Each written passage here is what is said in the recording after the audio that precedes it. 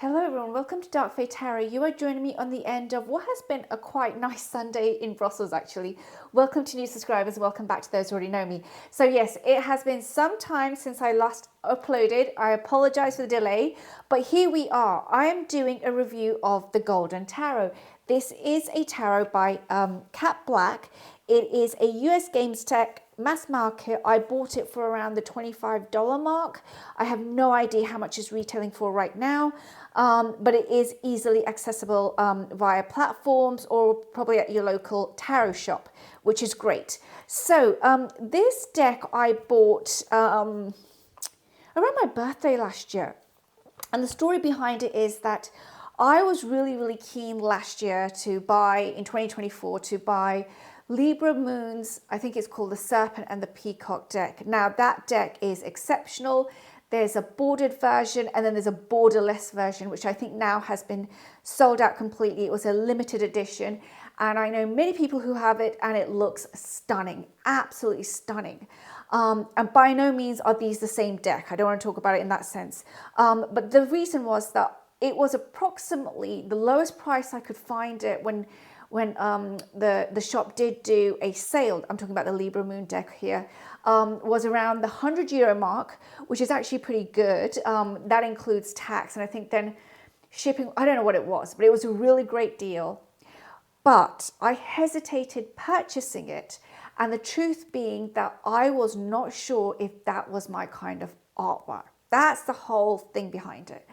And I was hesitating, and then I think it's Nancy from Paper Moon Tarot, if I recall correctly, who mentioned this particular deck. Now, I do have the Touchstones Tarot by Cat Black. I will leave a link for that review somewhere in the corner of this video, but that's when Nancy said, have you thought about one of the Cat Black decks? And I thought about this one. So that's how this deck was kind of like on my radar. I was like, okay, let's consider getting it. And even though it's definitely not the same deck in that sense, I picked this because I feel like I need to really know whether or not this is my kind of art style. That's basics of it. So here it is. Here is the deck. And I have to say that I am so glad I did purchase this deck. It is a wonderful mass market deck. So if this kind of collage Renaissance style is your style, then I would definitely consider this. This is actually more medieval, but well, it's not. Yes, I'm struggling with the time period on this one slightly, but it's definitely, you know, I would see that the images are. Let's have a look here at the back. I think we're looking at images, yeah, 40, yeah. So it's more medieval period. We're looking around the 15th century. So definitely want to consider if you want to have something with images from 13th, 14th, 15th century, that kind of period. So here we go. So it's, yeah, this is the guidebook, which we're going to put to the side for now. And we're going to look at the deck. So I'm going to walk through the deck. It's been ages since I've done a review, so it's almost like I've forgotten how to do one. But we get a title card, and then we get a little note from the author. So let's read that together. It says, Golden Tarot is a compilation of collages from artwork of the late Middle Ages and the early Renaissance. So I wasn't quite off. Poignant images of gentle beauty and human frailty come from a time of violence, pestilence, and oppression. These images speak to me of a truth that is timeless and hope that flowers even the darkest conditions. It is my hope that they speak to you as well. Cat Black. So, you know, a great note from the author, actually. I really appreciate that. And yes, let's get into the deck. So I'm going to flip through it and just talk about my personal experience of this deck, how I found it, and as in how I felt about using it, and just a perspective. So let's have a bit of a walkthrough, and hopefully you can see those images well enough. So I think that the artwork has been done beautifully well, and it conveys the keys of, I mean, there's a twist to them, right? So here we have the magician, but I just really love, you know, the artwork that's used for this. Cat Black does talk about where she's taken the images from in her guidebook, which I think is amazing. And I have to say that when I look at this, oh, sorry, that's kids playing outside. Yeah. But when I look, oh, I don't know if you can hear that on the mic, but when I look at these images, they really speak to me. I really get a, yeah, it's almost like, you know, I can I can work with this and get very strong vibe from it. For example, here with the Hierophant, you know, he's looking a little bit kind of like he doesn't care. I don't know, to me, he looks like he doesn't care. He's aloof. He feels his power. And then you see the two people in the background. Or in the next time I would look at this, I would look at kind of like actually the setting instead, or I might look at kind of like the keys that he's got hanging from his robe. So there's so much in all of this artwork that it's definitely keys that if I sorry about the nudity there, but if I were to work with this deck again, I would definitely have more to reveal. And for that reason, I really do appreciate Cat Black's artwork. You know, for me, this is not art that I naturally tend towards in terms of tarot decks. I just don't. I think it's because I see this artwork so much in everyday life where I live that, you know, it's kind of like the medieval and the Renaissance themes are part of the city I live in, that this kind of artwork in an art deck, in a tarot deck, I don't know how to put it. Tarot decks for me are sometimes a little bit escapist. And so, yeah, I don't know how to put it, but this deck doesn't feel escapist to me, yet I do appreciate the art that it shows. And if this something appeals to you, I would definitely 100% recommend this deck. I do know that there are very similar decks. I mean, look at that devil card. And again, very reminiscent of the earlier tarot decks that we have there. But if you have thought about Influence of the Angels, or which is by a different creator altogether, or you think about the sister deck to this, which is the Touchstone Tarot, I personally feel now that they are different decks, even though they have very similar themes. So also, if you have the Libra Moon deck, I don't think it would overlap with this. I think that it would be, again, a complement to your shelf to have this deck as well. The reason why I'm quite glad that I picked this up was because, as I said before earlier on, this is not my natural art. It's not my artistic style that I tend towards, and that's why for me, having this, and it came at such a great, it's a mass market, it's so accessible, I was quite happy to bring this into my collection. I absolutely love this Two of Wands, and I because of the colors actually, so it's like all these greens and then these peaches. So yeah, I think it's been very, very well done. I think again and again, these images are packed. You know, you could keep going back to this again. There's the rooster crowing, so that reminds you, of course, of the biblical story. So yeah, really, really great deck. Yeah, I can't say much more in the sense of, and I do appreciate the borders actually. I'm quite glad it's not borderless. I think the borders give it a certain charm. And we get a lot of emotion from the faces. Cat Black does that very, very well. I noticed it in the Touchstone Tarot as well, because it's very much a face deck, the Touchstone Tarot. I was initially quite wary about using it, and I did use this deck, by the way, in the same time period. So like January is when I get into this kind of art theme. I realized that January is like the month where I'm like, okay, let's look at some Renaissance paintings.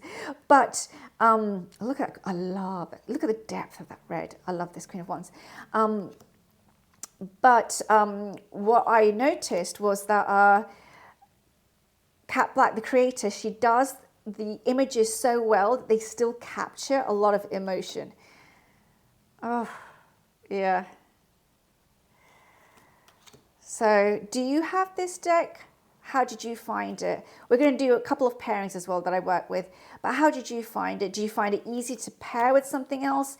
Did you enjoy the images? Were they, you know, also for some people, I know sometimes because it can be feeling very biblical related, it can be triggering, but you know, that's again a personal choice. Love the Seven of Cups in this. Love, love, love, love, love this Seven of Cups. I love it when there's time taken to make sure that all of the cups are specifically shown, because of the fact that they're so, I need to do a whole video on the Seven of Cups. But anyway, here's our 8, 9 of Cups, here's our 10, beautiful. Doesn't his arm look like it's tattooed? It's not, of course, it's the robe he's wearing. Okay, here's our page. Again, look at the way she's done the whole thing. And I don't know what kind of technique was used to make these collage pieces, but obviously it's been done very, very well. Okay.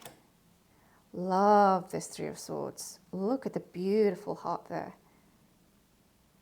Okay. You can see in the clouds as well, there's so much depth in the clouds there. Yeah. I really like it in a Four of Swords where they traditionally keep that one sword underneath the bed, or here's by the kind of like the side of the bed.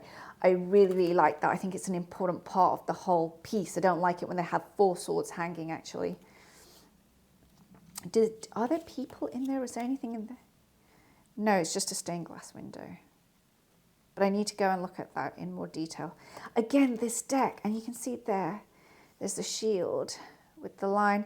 This deck has so much detail that pulling one card a day, I could see myself that I was missing a lot of the details because I was going so fast.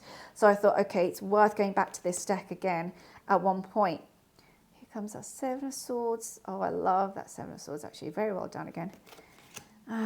Here's our 8.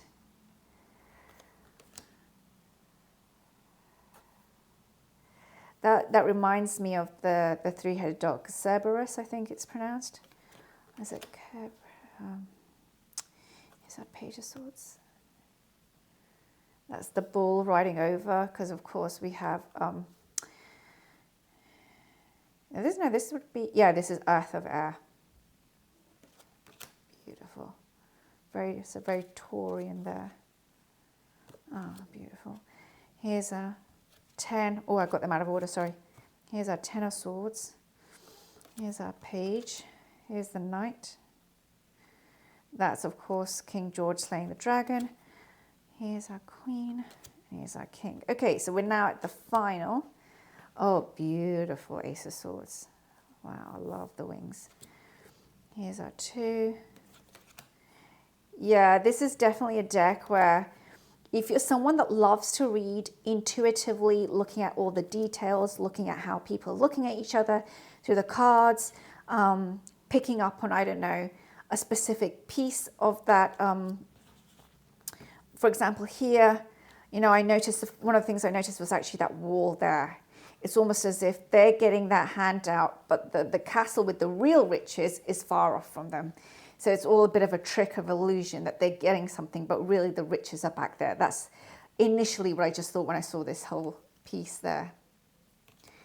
Here's our 7s. Here's our 8 of coins. Our 9. Oh, beautiful. With the falcon.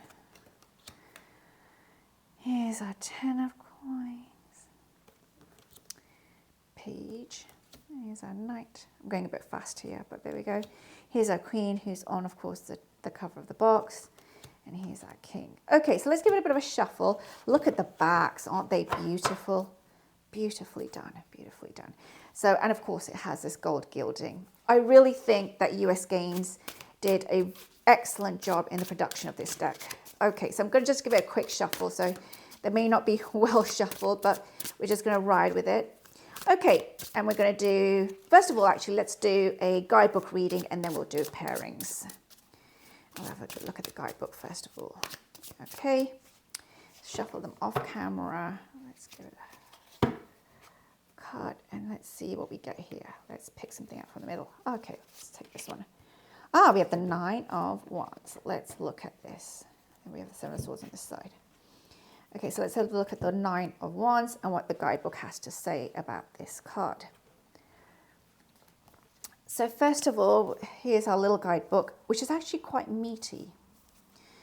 There we go. And let's look at what it says for the 9 of Wands. Let me find it first of all for you. Yes, here we go. Here we go. So this is what's written here.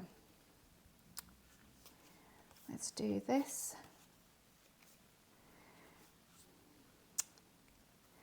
A man looks up at a walled city in the distance. 9 wands stand as though reinforcing the wall around him.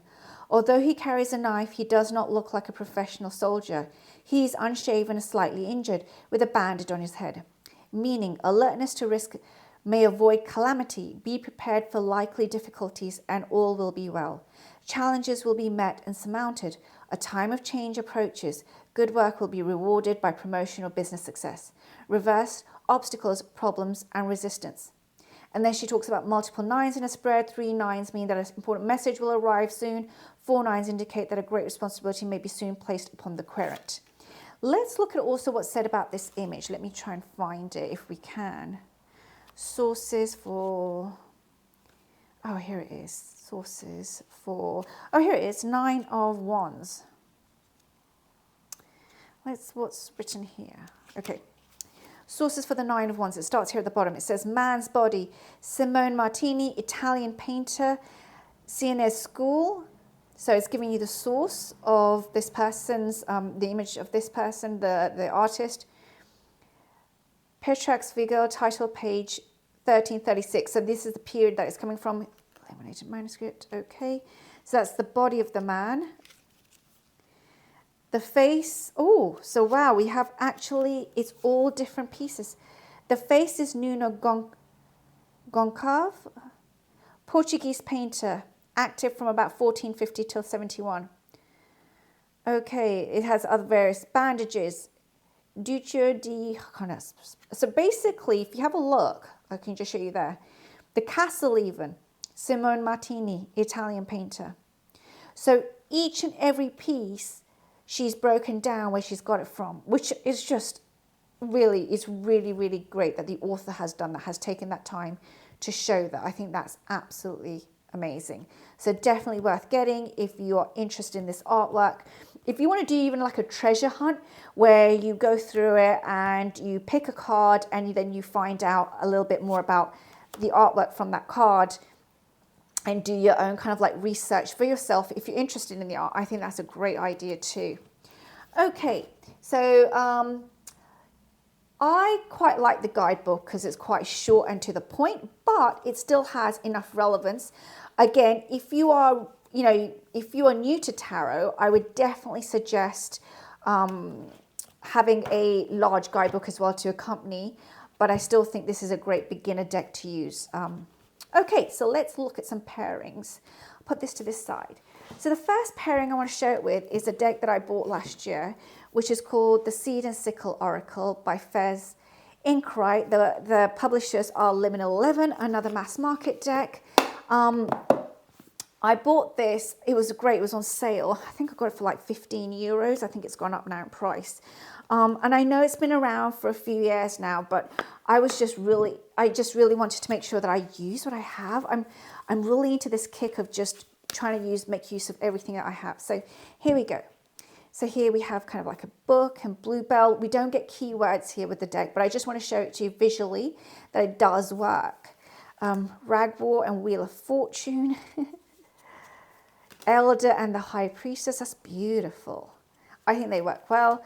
Cornflower and the Empress. The Emperor with Bracken. These aren't shuffled enough. Let me just mix them up a bit here. Okay, we have 10 of Wands and Magnolia. Oh, that's beautiful. Page of Wands and Featherview.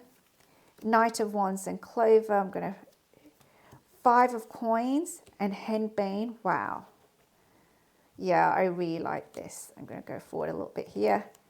And then we have the Ace of Cups with Strawberry. So I think that pairs beautifully. If you want to give it a try, I would definitely recommend it. Okay, and then the next pairing I want to quickly show here is, of course, is the Citadel Oracle, also by Fez Inkwright, the same creator, also published by Liminal 11.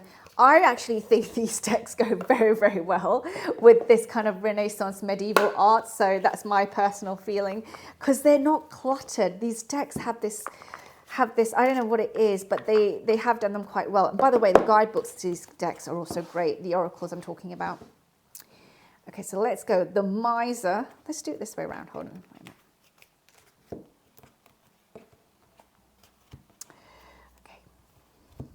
The Miser and 2 of Cups. That might be saying something about relationships. Okay.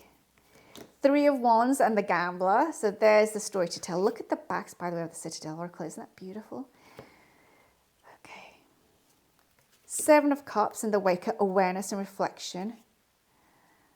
Okay, let's go forward a bit more. Four of Wands in the Walker, the unknown, a journey. Okay, keep going forward.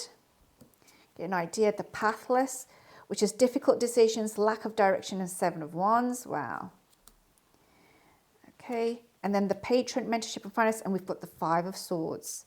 So you can really get a story by putting these two decks together. I really think that there's a story. You know, you can mix this also up with the Seed and Sickle, put all three together, and I think that they would work beautifully as well if you're doing a spread for a client, for example. So yeah, I think that's it actually. It's quite a short review today, hopefully. 20 minutes in, so yeah, let's wrap it up. I really recommend this deck as a mass market deck if you really like this kind of like style of art. I just think it's beautifully done. I think the price point for this is, you know, of course I appreciate right now that it's difficult, like financially everywhere it is difficult. So again, the great thing is because it's mass market, it's going to be around for some time. So, you know, you can also save up for it for like as a birthday present later on for yourself or for a friend to gift. I think that's great as well. You know, you're not under pressure. It's not kind of like some limited edition that you have to go out and buy tomorrow kind of thing. But definitely I recommend this to add to your shelf. I'm so glad I bought it. I also want to say thanks to Carrie over at Carrie's Mystical Musing.